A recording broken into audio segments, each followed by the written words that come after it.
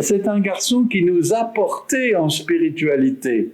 Quand on causait avec Jean-Thierry, c'était une nourriture pour moi aussi, quoi. À mon avis, c'était un modèle. Un jeune de son temps, mais qui a su intégrer la montée vers le Seigneur. Seigneur, si tu me donnes un garçon, je te le remettrai.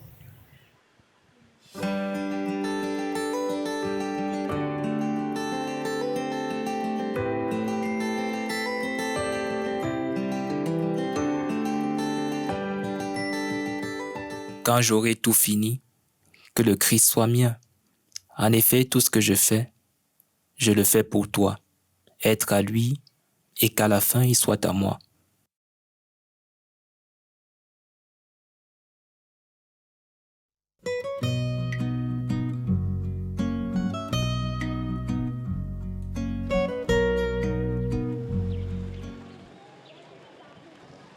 Jean-Thierry Ebogo est né le 4 février 1982 en Konsamba, alors que sa maman s'était arrêtée chez sa sœur au cours d'un voyage.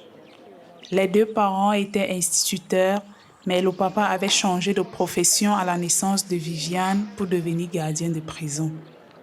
Malgré le désir d'avoir d'autres enfants, les mois passent sans qu'une nouvelle naissance ne vienne dans ce foyer. Ça n'a pas été facile de concevoir. J'ai commencé à supplier, à prier la prière de Sainte Anne qui demandait l'enfant à Dieu que Seigneur, si tu me donnes un garçon, je te le remettrai. Jean-Thierry porte le nom de son oncle paternel, Jean Ebogo. La famille déménage régulièrement au gré des affectations du père dans les différentes prisons du pays. Jean-Thierry décrit dans un de ses poèmes la chaleur de ce foyer familial où l'affection est profonde. Papa, maman, quel amour! Je me le suis juré, je les aimerai toujours. C'est peut-être parce que Dieu pour moi c'était eux. C'est peut-être que le cœur de Dieu est comme le leur. C'est peut-être aussi qu'il m'aime beaucoup. C'est peut-être aussi que je les aime beaucoup.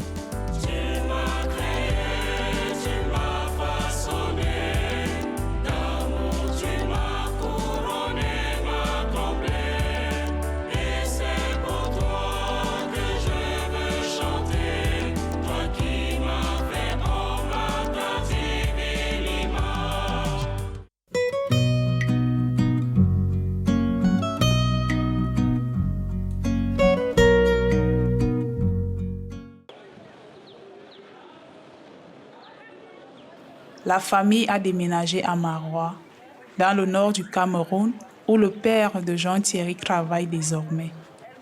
Jésus fait irruption dans la vie de l'enfant à travers la rencontre d'un prêtre oblat de Marie Immaculée. Le père Eddy Mabila, un jeune prêtre oblat de Marie Immaculée, arrive à la chapelle de la prison de Maroua. Il a une soutane blanche et une belle ceinture de chasteté. Il est beau, très beau. Je ne cesse de le regarder de la petite chaise où j'étais assis, juste à droite de l'autel avec tous les enfants de mon âge. Comme la vipère inoptise ses proies, je sens que quelque chose me gagne, se saisit de moi et me rend inapte pour un temps. Je m'oublie. Je ne sais même pas que le prêtre l'a vu aussi. Pourtant, je le regarde. Parce que après la conversation avec Père Eddy, il a beaucoup changé d'après les conseils. Parce que le Père Eddy, il prenait le Père Eddy pour un Jésus. Jésus lui a dit qu'il faut souvent prier pour être comme lui. Alors, tous les groupes de prière, partout où j'allais prier, il venait avec moi. Alors, chaque fois, il y avait un seul enfant, c'était Thierry. En effet, pour moi, le prêtre qui chaque fois nous parle de Dieu doit certainement le connaître, mieux que d'autres hommes. Il doit donc être, sinon l'image de Dieu, un de ceux qui ont la grâce particulière de voir Dieu et de lui parler. Il est un personnage emblématique. À le regarder, je sens que je vois Jésus lui-même, doux, beau, resplendissant et surtout très séduisant. C'est dans cette rencontre avec le père Eddy Mabila que Jésus a touché le cœur de Jean-Thierry. Une étincelle qui va devenir un incendie, un feu qui ne cessera de brûler son cœur. Il prenait les morceaux de ce qu'on avait déjà mangé, soit le pain, soit le couscous. Il prenait des morceaux de ce repas-là pour distribuer à ses petits, comme communion. Et il disait qu'il voulait aussi être comme Père Eddy pour distribuer la communion aux fidèles. J'étais fou amoureux d'un idéal que j'ignorais. Je ne savais rien de la vie des prêtres. Pourtant, je voulais la mener.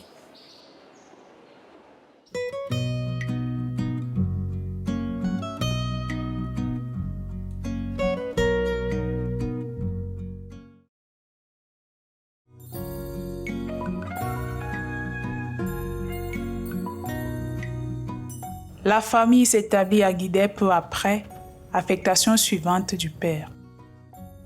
Jean-Thierry demande à entrer au petit séminaire Saint-Paul de cette ville du nord du Cameroun. Il était le tout petit, le plus petit même, je peux dire. Parce que parmi tous ses camarades du petit séminaire, il était trop jeune. Il a été servant de messe, il a été choriste à Guidère, à chorale Voix des Anges. Et également à la maison, la concentration qu'il avait lors de la prière. Il se passait toujours pour un conseiller. Mais il nous a beaucoup aidé à élever les autres, les petits. Quand nous étions à Guidère, il menait 2 activités rémunératrices. La photographie et puis le petit commerce. Et lorsqu'on préparait le simi, on lui donnait 60 litres. Et lorsqu'il vend, on lui donnait les consignes de vendre, de prendre même un beignet à 25 francs et de prendre une petite bouteille de jus pour étancher un peu sa soif. Et lui, il passait outre tout cela.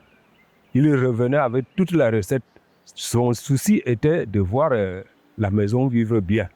Donc, cette honnêteté-là, c'est justement ce qui m'a beaucoup marqué de lui. Il n'aimait pas aller au-delà des consignes.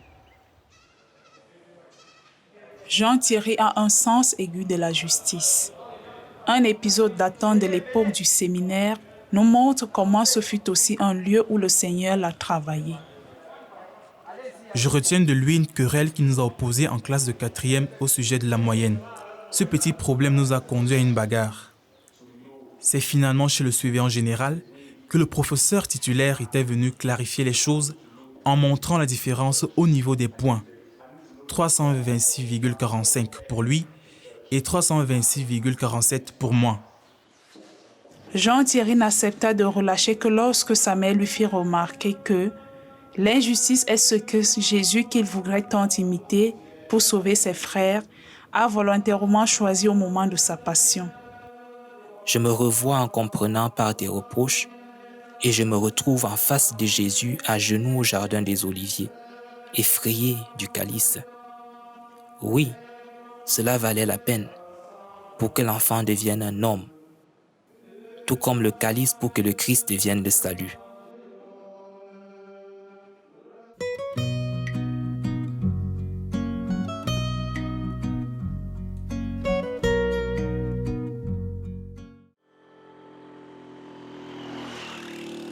La famille a déménagé à Monatélé, au centre du Cameroun, et Jean-Thierry l'a rejoint pour poursuivre ses études au lycée public. Il choisit une filière scientifique. Son rêve est toujours d'être prêtre, mais en même temps obtenir un diplôme d'ingénieur en électronique afin de pouvoir participer au développement de son pays, aider les pauvres à la fois spirituellement et matériellement. Il était très engagé à la paroisse, d'abord avec le groupe vocationnel et après à un moment avec le groupe des lecteurs aussi. À un moment, il a même dirigé ces groupes tour à tour, le groupe des lecteurs et puis le groupe vocationnel. Donc, son engagement n'a jamais baissé. Au contraire, on le voyait peu à la maison, il était plus présent à l'église qu'à la maison quand il n'était pas en cours. Il avait cette facilité à accrocher les filles, laquelle facilité lui a valu beaucoup d'inimitié parce qu'il a un peu gêné la constitution ou la création de certaines relations entre les filles et les garçons du groupe, surtout pour ceux des garçons qui avaient envie de devenir prêtres et qui étaient dans le groupe vocationnel. C'est ce genre de pasteur qui ternit l'image de notre Église. En tout cas, je prierai un jour pour la sanctification des prêtres. Cependant, tous les témoignages concordent. Jean-Thierry a voulu rester tout entier à sa vocation de futur prêtre, réservant son cœur pour le Seigneur. Il s'amusait bien comme les jeunes de son temps, sauf qu'il savait garder les limites à ne pas franchir. À sa mère qui s'inquiète de voir autant de filles attentionnées autour de son fils qui organise les cours de répétition à la maison, Jean-Thierry répond: « Je sais ce que tu penses, mais je peux t'assurer que je garde intacte ma pureté. J'ai prié Jésus de me faire don de la chasteté et je ne doute pas d'être exaucé. Je veux devenir prêtre et y arriver pur. » Malgré tous ses efforts, il échoue en 2001 au bac, mais garde son humour et déclare: « J'ai réussi à échouer. » L'année suivante, il obtient le bac scientifique et le proviseur veut l'envoyer à l'université. Devant son refus, le proviseur pense que c'est une influence de sa mère pour le pousser à devenir prêtre et il les convoque tous les deux. Suivre le Christ comme religieux est mon rêve depuis toujours. Être prêtre, mon idéal de vie. Je voudrais servir celui qui m'a donné ces talents. Je vais au séminaire servir mon Dieu. Le proviseur n'avait plus rien à dire.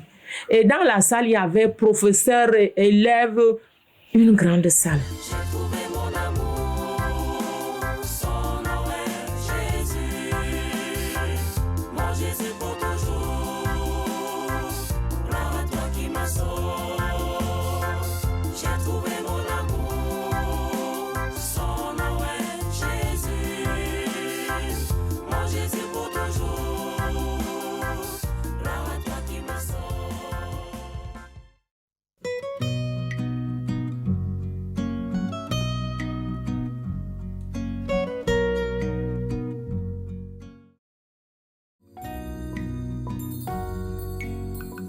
Dès la réception des résultats du baccalauréat, une condition pour entrer dans la vie religieuse, il écrit au père Carpentier, responsable des vocations des Oblats de Marie Immaculée, congrégation qu'il avait rencontrée à travers le père Eddy Mabila quand il avait 8 ans à Maroua. Le jeune curé qui suit la famille témoigne de la vocation bien ancrée de Jean-Thierry. J'ai été très frappé lors de ma visite à la famille par l'ambiance chrétienne dans laquelle il a grandi. On sentait une famille chrétienne. Quand on causait avec Jean-Thierry, c'était une nourriture pour moi aussi, quoi. Je ne sais pas si pour lui, ce que je lui disais était une nourriture, mais pour moi, ce qu'il me disait me confortait dans ma vocation, dans ma vie spirituelle. Après, je reprenais ça dans la prière, tout ça, tu vois. Tu as des jeunes où ça se produit pas, ce réflexe-là. Jean-Thierry part pour Mokolo, tout au nord du Cameroun, où se trouve le pré-noviciat des Oblats. Tu sais, maman, mes premiers jours à Mokolo n'ont pas été aisés. Mais ici, après un peu plus d'1 mois, Père Christophe Legrand m'a parlé de l'oraison. Prière axée sur l'évangile, et progressivement, j'ai comblé le vide de mon cœur, qui était depuis meurtri par la séparation d'avec vous. Il a fallu que je parte de la maison pour savoir quelle chaleur s'y trouve. Heureusement, je me console dans ceci que Jésus lui-même a dit. Nul n'aura quitté ni père, ni mère, ni frères et sœurs, sans qu'ils n'en reçoivent au centuple. Au début du pré-noviciat, comme à l'époque du séminaire, je venais machinalement à la prière et ce m'était un moyen de résoudre systématiquement tous mes problèmes. Je priais pour demander ce que je voulais. Avec le temps, la méditation sur les textes d'évangile m'a permis de mieux réfléchir sur ma vie, ma façon d'être et de faire. par rapport à ce que la parole recommande. Puis finalement, la prière m'est devenue une nécessité vitale. Ici, on est une famille et on ne se supporte pas, on s'accepte. Mon accompagnateur spirituel me l'a fait comprendre. Et quand je suis troublé, je laisse faire le temps. Puis finalement, tout va mieux. Mokolo est aussi une étape pour mûrir son appel missionnaire. Jean-Thierry déclare sans détour. Ma principale motivation pour venir chez les Oblats est l'attention portée aux pauvres.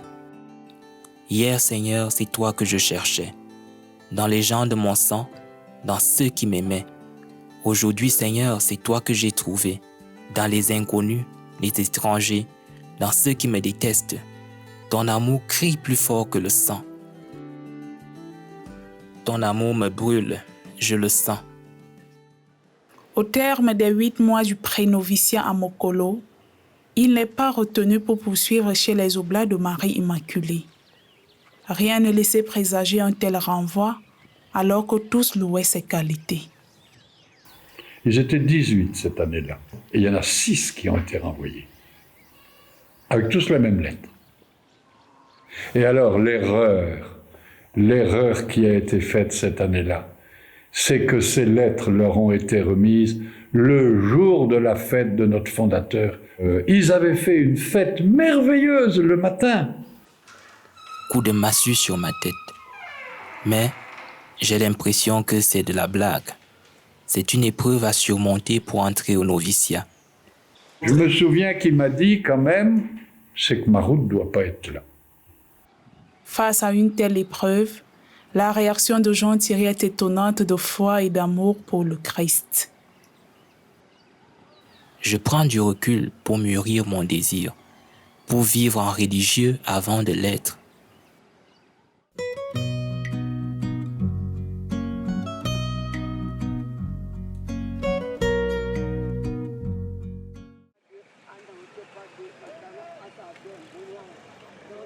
Le retour à la maison fut difficile. Comment va-t-il être accueilli alors qu'il vient d'être renvoyé de chez les Oblats? L'essentiel était là. La relation avec l'ami de ma vie n'était pas touchée. Il faut souffrir, se lamenter en gardant à l'idée que c'est Jésus lui-même qui souffre ainsi avec nous. On se demande ce qu'on va dire, ce qu'on va faire. Je me suis posé toutes ces questions, mais je n'ai pas cherché de réponse, car j'avais la réponse. Tout ce que Dieu fait pour moi n'est que bien. C'était vraiment très dur pour nous d'accepter ça, malgré la consolation du mot que le Père avait fait. Je savais que je devais aller quelque part où je pourrais mieux me donner à Jésus. Mais je ne savais où. Je faisais du moto-taxi pour ajouter un peu à la ration alimentaire qui avait diminué considérablement. J'étais ridiculisé par toutes sortes de railleries. Mais tout pour moi n'était que grâce. Il suffit de sourire à qui vous insulte. Et vous voilà libéré du poids de l'injure. L'amitié nouée avec Thérèse de Lisieux devient lumière pour guider sa vie. Je me sens plus aisé quand personne ne sait que c'est moi, par exemple, qui ai vidé la poubelle de la maison. Puisqu'en le sachant, ils seront tentés de me dire merci. Non pas que je refuse le merci, mais je trouve qu'il est une sorte de récompense, et donc il attaque ma vraie récompense. Si l'amour ne s'irrite pas, chaque fois que je suis en colère, je manque d'amour et à l'instant, mon compagnon de route me dit « Mais Thierry, où est dans ta colère la douceur du Christ ?» Je comprends ainsi que je suis le Christ pour celui qui est en face de moi. Or, Christ ne manque jamais d'amour. Je me rattrape pas des excuses et un cordial sourire. Que serais-je aujourd'hui si je n'avais approfondi la connaissance de Thérèse de Lisieux? Je ne sais pas. Je sais seulement qu'au bon moment, il m'a mené au bon endroit. Jean-Thierry est toujours à la recherche de sa vocation. Plusieurs personnes essayent de l'orienter. C'est finalement par sœur Crescence, une cousine religieuse, qu'il découvre et choisit d'entrer chez les frères Carme des Chaux d'Onkwaban, à Yaoundé, établi en ce lieu depuis 1985. Après beaucoup d'explications, elle ne comprenait pas ma lettre et me demandait si je tenais à poursuivre dans cette voie. Et moi de lui dire que je n'ai pas d'autre intention. La sœur m'a ainsi parlé de quelques congrégations dont le Carmel, nom que je connaissais déjà. Je choisis donc sans hésiter le Carmel.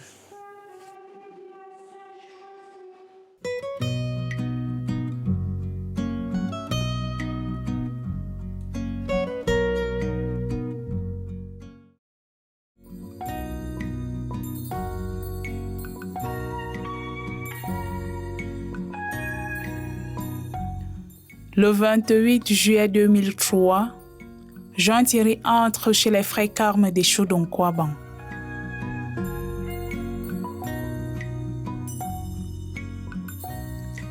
J'ignore si c'est au Carmel que Dieu m'appelle, mais j'y trouve ma place, je suis presque certain, qu'il me donnera la force de suivre la voie qu'il me trace. C'est pourquoi je n'ai pas peur de subir un autre renvoi. Je ne le souhaiterai jamais. Je suis si bien au Carmel. Mais s'il arrive, je dirai que Dieu l'a voulu et que cela est bon. Le premier tour qu'il a fait à la maison m'a dit quoi? Maman, j'ai trouvé là où il me faut. Les gens l'ont pris comme nous. Je crois que c'est ici que Dieu va me placer. Jamais avant le Carmel, je n'ai senti une telle proximité avec mon compagnon de toujours. Tu ne te lasses pas de m'aimer. Tu ne peux m'abandonner. Je veux te voir et te parler. Je t'ai dit ce que je n'ai dit à personne d'autre. Je t'aime plus que tout, plus que moi-même. Je ferai tout pour toi, pourvu que je te vois. Au sein de la communauté des Carmes des Chaudon-Kouaban, Jean-Thierry se rapproche du Père Georges, alors curé de la paroisse, qui devient son accompagnateur spirituel. Un texte de Jean-Thierry traduit ce qu'il vit dans ses premiers pas au Carmel. Je reste convaincu d'une chose. Il m'aime, j'en suis comblé. En moi, j'entretiens un si chaud débat avec lui. Il est tellement subtil, tellement attrayant, mon interlocuteur. À l'écouter, je passerai toute ma vie. Quoi que je fasse, où que je sois, je n'ai qu'une idée. Il est là, il me regarde, il me sourit et ma seule conviction est qu'il m'aime. Le caractère du père chargé de la formation ne s'avère pas des plus faciles. Et Jean-Thierry souffre parfois des ordres et contre-ordres qu'il reçoit pour les divers petits travaux. Mais son cœur reste orienté vers le désir de répondre au Christ en l'aimant jusque dans les petites contradictions de la vie quotidienne. Le jour où il est arrivé ici, je me souviens, on était en train de faire le travail manuel. Le maître nous avait donné un petit travail, on arrachait des herbes. Alors, il est arrivé là avec son sac. Il allait rencontrer le maître l'a installé dans sa cellule. Et tout de suite, on a été émerveillés, moi et frère Alexandre, qui ressortent directement pour venir faire le travail manuel. En effet, pour moi, l'amour est ce qu'on ne peut dire, mais qu'on vit profondément dans la banalité quotidienne. Il faut pouvoir dire qu'on aime lorsqu'on aime, mais le dire non par des paroles, mais par sa vie. Il avait la charge du groupe Jeunesse du Monde. Et là, il a eu beaucoup de difficultés parce que c'était un mouvement qu'il avait reçu comme charge de redynamiser. Et alors, vous savez, quand il est question de redynamiser un groupe, c'est pas du tout facile, du fait qu'il y a des anciens et des nouveaux. Et les anciens voulaient beaucoup l'influencer, ils voulaient faire passer leurs idées, ils avaient cette manière un peu, on a toujours fait comme ça. Et alors, lui, il venait avec une nouveauté, avec une nouvelle orientation qui était donnée par le père curé. Et là, il a eu pas mal de difficultés avec ces jeunes. Mais quand même, il s'en est bien sorti du fait qu'il rendait toujours compte au père curé qui lui donnait des idées pour pouvoir résoudre le problème. Alors le maître nous avait demandé d'aller creuser la poubelle derrière. Quand on dit poubelle, c'est pas les poubelles, c'est pas les fûts où on met le plastique d'un côté et les déchets organiques de l'autre côté. Mais ici, c'est ce qu'on appelle une décharge. Malheureusement, ce qu'il y avait au-dessus n'était pas très attrayant. Il dit non, laissez-moi. Moi, je vais enlever ça. Et il s'est mis à enlever. Finalement, nous, on était là, on le contemplait. Le soin que je mets à me laver est pareil à celui que je mets à laver la chapelle, les douches, la pourriture de la poubelle. La fiente de la volaille ont pour moi la même senteur que mon lait de toilette. En tout cas, je n'ai que joie et liesse à l'idée que je ne suis jamais seul. Il est donc dans toutes mes souffrances, qui ne sont plus souffrances. Il est là dans les violences que je subis, et ne sont plus pénibles mais bien légères. Ces douces violences qui préparent aux douces tendresses à venir. Le fait qu'il avait un bon tissu relationnel lui a permis d'entrer facilement en relation avec ses frères en formation, ainsi que les pères formateurs. Et autre chose aussi, comme force, on peut souligner son amour du travail. Donc, il aimait beaucoup le travail manuel, comme le travail intellectuel aussi.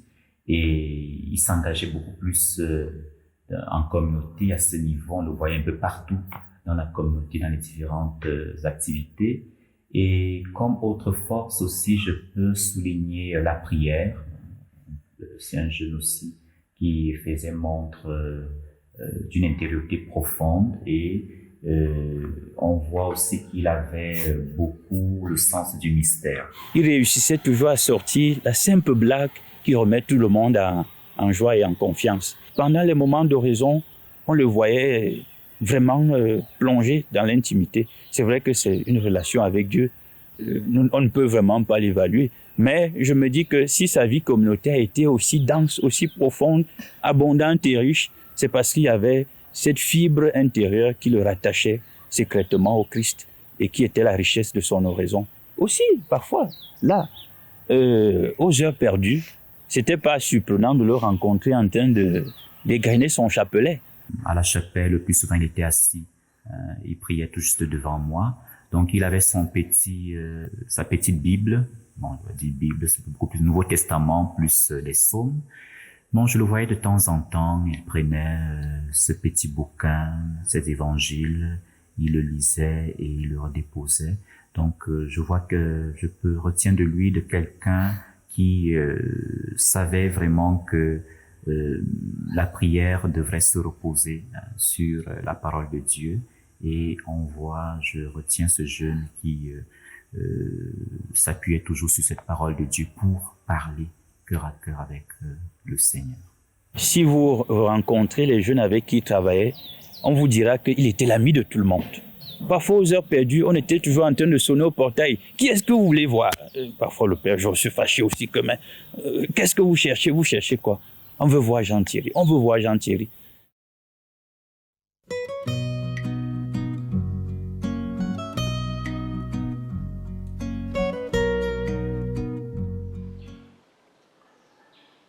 Un nouvel imprévu vient bouleverser toute la vie de ce jeune postulant au Carmel. Jean-Thierry en a lui-même fait le récit. Il commence par ces mots étonnants. Quand je serai triste, je reverrai les merveilles que fit dans ma vie le Dieu qui sur moi veille. Alors ce jour-là, donc, il a pris de vitesse quelqu'un. Donc quand il a lancé le ballon, il a pris de vitesse et l'autre joueur l'a taclé donc. Comme un tacle ordinaire, on pourrait se dire dans un match de football sans imaginer que ça aurait des conséquences. Il est tombé, il s'est relevé, il a continué, il a juste frotté le pied de quelques douleurs, mais il a continué à jouer le match normalement. Après donc que le pied commence à gonfler, on a demandé à une sœur de s'occuper de lui. Fin mai 2004, le 26 probablement, un abcès au bas du genou droit, très douloureux mais supportable. Mardi 17 août 2004, l'ANAPAT, examen d'anatomie pathologique, donne son verdict. J'ai un sarcome, une tumeur très maligne. Il faut amputer. Le noviciat, espoir suspendu. Peut-être envolé. Pour me l'annoncer le vendredi 20 août, le docteur Ongene m'a dit que le sacerdoce n'est pas la seule voie pour servir Dieu. Moi qui croyais avoir trouvé au Carmel ce que je cherchais, ce que nulle part ailleurs je n'aurais trouvé. Un poème traduit le bouleversement intérieur de ce jeune sportif qui devient désormais unijambiste et dont la vocation religieuse et sacerdotale est à nouveau contrecarrée. Les projets de toute une vie envolée, les aspirations d'une âme étoilée. J'ai rêvé de grandes courses, désormais point de course. Alors ce soir je compris. Je vis qu'avant d'être surpris, il valait mieux s'amender. Renoncer au combat fou avant de perdre le point. C'est pourquoi j'ai décidé de n'être rien. C'est pourquoi j'ai résolu d'être sien, de vivre pour rien sinon pour lui, de n'aspirer à rien sinon à lui. À ce moment, mon attachement pour le Carmel devint si fort, si intime que jusqu'à ce jour je ne m'explique pourquoi il en fut ainsi. Oui, rien n'est plus clair. J'ai peur de tout. Et pourtant, je n'en ai pas l'air. Je me dis que si je me laisse abattre, j'affligerai beaucoup de monde et j'aurai sur le dos la responsabilité de leur état d'âme. Je préfère donner la joie. Le 22 août 2004, ses confrères partent au noviciat à Dédougou au Burkina Faso. Jean-Thierry reste au Cameroun à cause de sa santé. Dans ce départ des frères, il voit l'espoir du noviciat s'éloigner. J'ai très envie de laisser couler des larmes, parce que pour une fois, je suis en passe de réaliser mon rêve, quand soudain survient comme une désillusion.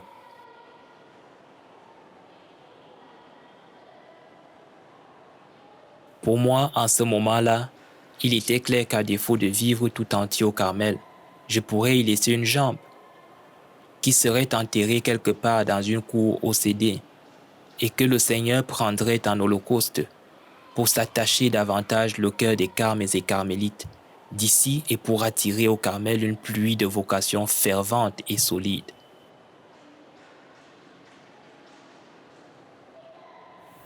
Est-ce que vous êtes d'accord de faire amputer la jambe de votre fils? J'ai invoqué l'Esprit Saint. Alors, je leur ai dit, comme la Vierge Marie, j'ai dit oui à la volonté de Dieu. J'ai offert cet enfant à Jésus. Je ne peux pas le retirer dans l'église pour amener au quartier. Faire quoi? Amener où? Je ne sais où partir. Je sortais là et c'est en route que je commençais à pleurer. Le 18 novembre 2004 a lieu l'amputation dans l'espoir de sauver cette jeune vie. Jean-Thierry, en faisant le sacrifice de sa jambe, demande à sa maman. Maman, lave-moi bien la jambe droite, parce que je veux l'offrir en sacrifice au Seigneur, et elle doit être bien propre et bien préparée pour le sacrifice. Jean-Thierry rebondit cependant dans un étonnant élan de foi et d'amour. Peut-être doit-on perdre davantage de membres pour être tout au Christ, mais à présent, je suis prêt à tout, pourvu que seule sa volonté soit faite. Jean-Thierry a écrit un poème pour ce pied offert, traduisant les sentiments qui l'animent. J'en ai eu deux. J'ai couru ici et là. Brûlant des ailes, j'allais par-ci, par-là. Et soudain, il m'a dit, « Donne-moi un pour les lieux à toi interdits. Il ira vite, plus loin, je te le dis. Ce sera un don inédit. » Et moi, j'ai dit, « Ça, c'est pas assez. Prends, le voilà. Mais je veux qu'il parcourt d'abord le cœur des jeunes Camerounais pour l'avenir du Carmel dans ce pays. Ensuite, il ira où tu veux par l'Église. Si tu me prenais tout entier, je viendrais volontiers ajouter de ma part au chantier, sol où poussent les roses du Carmel de mon pays. »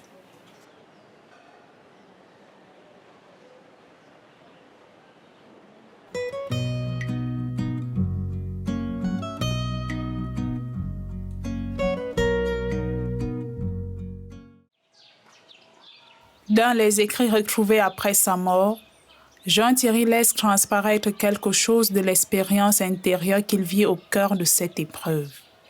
C'est une nouvelle rencontre, cette fois-ci de sa fiancée, la sagesse divine. Je me dis que le Seigneur m'a repris ma force d'antan pour que toujours plus je compte sur lui. Voilà Sainte Vierge Marie. En silence, elle a dit oui. Et maintenant, il te faudra du temps et de l'humilité pour comprendre et accepter ce que le Seigneur voudrait que tu sois.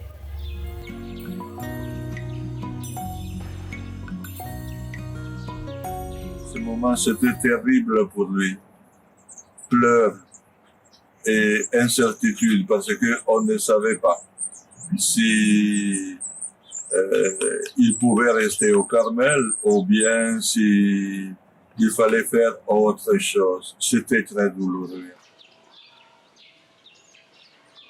Si Jean-Thierry s'attarde sur l'ordinateur pour écrire, ce n'est pas à une fille qui tourne autour des jeunes vocations de Carme, mais bien à sa fiancée, la sagesse, qui l'a séduit et qui est sa compagne fidèle en ces jours d'épreuve. 22 ans de vie commune, elle est toujours plus belle. Chaque jour est comme le premier, tant je la trouve belle. Chaque jour est vécu comme le dernier, tant je me sens près d'elle. D'où me vient un tel bonheur? D'où vient un tel élan de cœur? J'ouvrais l'œil, qu'elle était déjà là, ma compagne. Où que j'aille, toujours elle m'accompagne. Je suis égoïste, elle m'accepte. Je suis coléreux, elle m'accepte. Infidèle, tricheur, menteur, elle m'accueille. Son amour m'est une garantie, son pardon un acquis. Quelle aventure je vis! Quelle beauté que la sagesse! La présence de Dieu à mes côtés, j'en suis fou. Tendresse sans limite, douceur sans pareil, je mourrai heureux.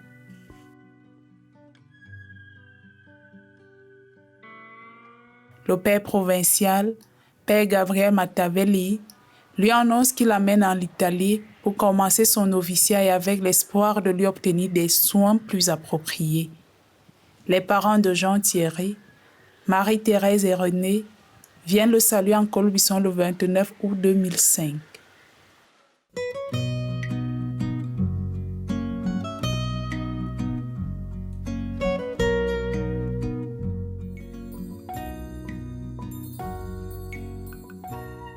Mais l'amputation n'a pas suffi à préserver Jean-Thierry du cancer qui s'est déclaré et les examens dès son arrivée en Italie obligent à l'hospitaliser pour tenter des traitements lourds. Ceux-ci s'avèrent inefficaces et Jean-Thierry est finalement orienté vers un service de soins palliatifs. Son rayonnement étonne ceux qui le rencontrent. Sa maladie est pour lui une occasion d'entrer en contact avec les autres, avec ceux qui souffrent. Une fois qu'un sens est donné à la maladie, elle n'est plus une souffrance, mais un chemin vers un autre. Nombreux sont ceux qui viennent le visiter, personnel soignant, frères, amis. À tous, Jean-Thierry apporte son sourire, sa joie, un peu de réconfort. Il s'oublie et pense d'abord à ceux qui viennent vers lui.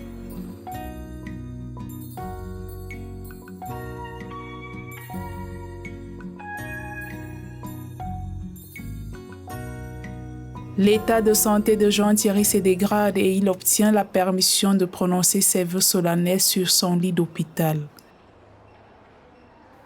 Sa mère, Marie-Thérèse, vient depuis le Cameroun. Jean-Thierry est aussi entouré d'un couple d'amis qu'il a choisi comme parents adoptifs, Anna et Lugui. C'est ainsi que le 8 décembre 2005, en la fête de l'Immaculée Conception, il devient frère Carme Deschaux pour toujours, le rêve de sa jeunesse. C'était très dur à accepter pour moi. Je lui demande que ces habits, tu vas les porter pour aller au paradis. Il me dit justement, c'est ce que je voulais. Moi, j'ai demandé à mes confrères de m'habiller comme ça pour aller au paradis. Dis que ouais, coucou, est-ce que c'est ce que je voulais de toi? Dis non, maman. Dis oui à la volonté de Dieu. A un certo punto Marie-Thérèse ho visto che piangeva come non mai, ma lui era felice molto e a me ha colpito quello perché io dico se suo figlio è un santo la madre lo è, non è da meno, perché veramente aver avuto la forza. Le Carmel est vraiment sa famille, comme il écrit.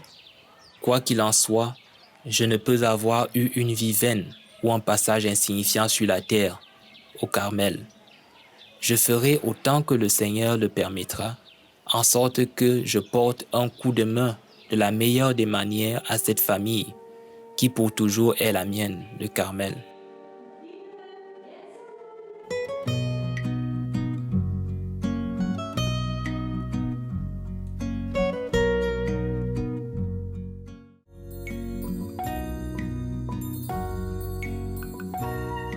Dans son cœur, ce sont probablement les mots du poème qu'il avait écrit en Kwaban qui sont à nouveau prononcés. Je veux te voir et te parler. Je t'ai dit ce que je n'ai dit à personne d'autre. Je t'aime plus que tout, plus que moi-même. Je ferai tout pour toi, pourvu que je te vois. Au cours d'une conversation téléphonique, il dit au Père Georges rester au Cameroun. Je ne voudrais guérir que pour être prêtre. Vous me conduirez à l'église sur le fauteuil roulant et j'y resterai toute la journée pour tenir compagnie à Jésus et pour administrer le sacrement du pardon. Le soir, vous viendrez me chercher. Puis alors sa question, je l'ai encore au téléphone là quand j'étais en France. Mais alors, ma vocation, c'est quoi ma vocation? Ça sert à quoi ma vocation? Il était couché sur son lit, au téléphone. Hein? Je lui ai dit, écoute ça, mon petit ami, demande à Jésus, c'est lui qui peut te répondre. Hein? Moi, c'est pas moi qui t'ai appelé. Le père provincial se souvient des derniers jours de Jean Thierry qui l'ont conduit à accepter l'absence de guérison et à envisager consciemment son retour auprès du Père.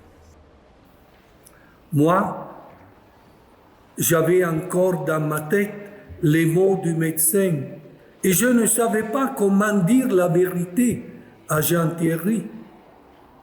J'ai demandé dans mon cœur la force à Dieu et avec beaucoup d'efforts, en scandant les mots, je lui dis, frère Jean Thierry, tu accompliras ta mission que le Seigneur t'a confiée. Mais je crois que tu la feras mieux dans le paradis. Jean, en me regardant, il restait sans mot. Jean Thierry reprit son regard normal et me dit, oui, mon père, j'accomplirai ma vocation au paradis et je ferai descendre du ciel un déluge des vocations pour le Carmel et pour l'Église. Alors que sa mère doit retourner au Cameroun le visa expirant, Jean Thierry reste assisté par sa maman adoptive Anna.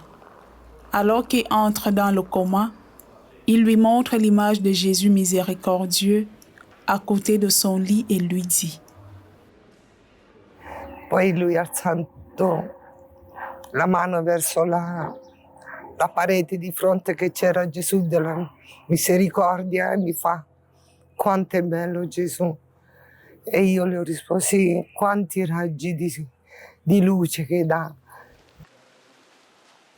En ce 5 janvier 2006, Jean Thierry voit enfin Jésus face à face. Il l'avait écrit. Ta nature est immuable, c'est l'état qui change. Il vient alors que ton bonheur est un socle.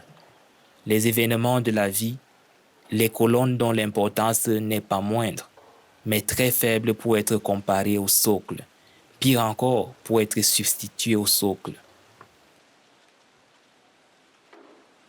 Son corps, rapatrié au Cameroun, repose désormais dans le jardin du couvent de Nkolbison. Nombreux sont ceux qui viennent se recueillir sur sa tombe. C'était quelqu'un de très grand pour son âge, quelqu'un de très agisé. Et j'ai beaucoup appris de lui et ça m'aide aujourd'hui dans les études.